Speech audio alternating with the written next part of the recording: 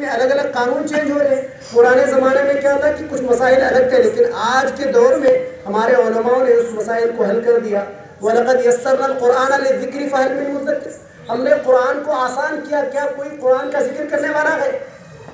تو حضرات محترم قرآن آسان ہے، لیکن یہ علماء کے لیے آسان ہے، لیکن علماء نے اس کی تفاسیر کر کے، اس کو ایکسپلین کر کے، اس کو ڈکلیریشن کر کے جو ہے لوگوں کے درمیان ہم تک جو ہے تفسیر کے طور پر پہنچا دیا.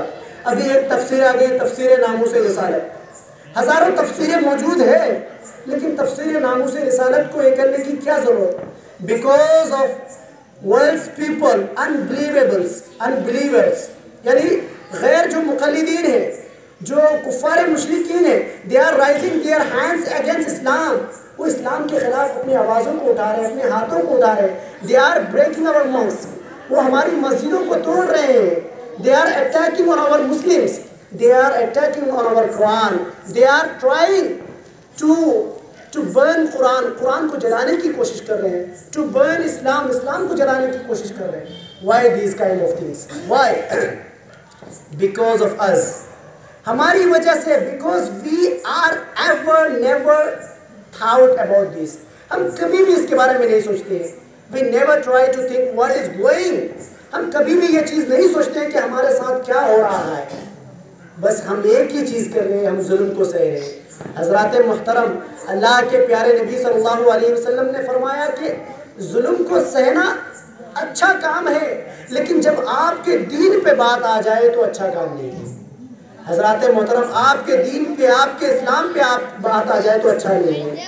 آج آپ کے گاؤں کی مسجد باقی ہے، دوسری جگہ کی مسجد کو توڑ دیا گیا، منہدم کر دیا گیا. آپ نے آواز نہیں اٹھائی، وہ ہماری مسجد نہیں ہے. کل آپ کی مسجد میں باری آ جائے گی، کیا کریں گے؟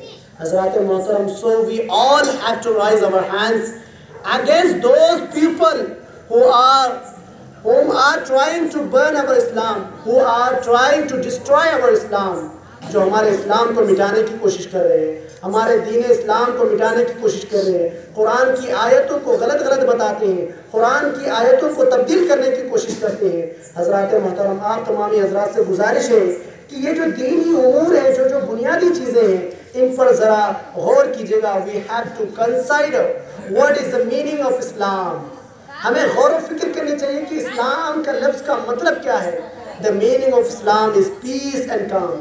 اسلام کے لفظ کا مطلب ہے امن و سلامتی. تو امن و سلامتی کے ساتھ آپ کام کیجئے. اگر آپ کے خلاف there is anybody raising against you their hands, so cut their hands with your tongue. اپنی زبان سے ان کی ہاتھیں کٹ کیجئے، ان کی زبانوں کو کٹ کیجئے، اور اپنے بچوں کو ایجوکیٹ بنائیے. because they will be a speaker, they will be a great speaker of Islam. وہ بڑے مقررین بنیں گے، ان کی آوازیں لوگوں تک پہنچے گی، لوگوں کے دلوں میں اسلام کی روشنائی آئے گی، نور جگے گا. لوگ جو ہے پھر تب پر لوگوں کو پتہ چلے گا کہ ہم پہ کیا ظلم ہو رہا ہے، ہماری ماں اور بہنوں پہ کیا ظلم ہو رہا ہے، ہمارے اسلامی عقائد پہ، اہل سنت والجماعت کے عقیدوں پہ کیا فرق آ رہا ہے. حضرات محترم، تو ذرا غور کیجیے گا. دور حاضر میں ہم تمام کو ان ساری چیزوں پہ غور کرنے کی بالکلیہ طور پر ضرورت ہے. So I want to conclude my speech by saying وآخر دعوانا الحمد لله رب العالمين.